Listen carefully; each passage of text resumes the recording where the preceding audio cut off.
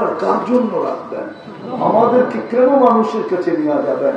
একদিন তো জমির ভান্ডার উপরে নিক্ষেপ করবে, আপনি নিজেই কোরআনে লেখছেন জমিন সমস্ত ভান্ডার উপরে উঠায় দিয়ে খালি হয়ে যাবে। আপনি কুদরত দিয়ে আমাদেরকে দিয়ে দেন না। আমরা মানুষের দুয়ারে দুয়ারে কেন যাব? মানুষের কাছে কেন চাবো? মানুষের কাছে কেন ছোট হব? মানুষ আমাদেরকে ঘৃণার চোখে কেন দেখবে? ও মালিক, তাইলে আমরা আপনাকে রব বলে স্বীকার করি কেন?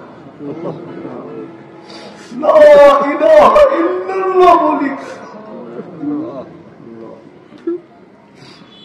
মাদ্রাসার প্রয়োজন, মসজিদের প্রয়োজন, মাদারসের প্রয়োজন, মাসাজিদের প্রয়োজন, মাকাতবের প্রয়োজন, মারাকিজের প্রয়োজন, হক্কানি পীরদের খানকার প্রয়োজন, এমনকি উলামায়ে কেরামের প্রয়োজন।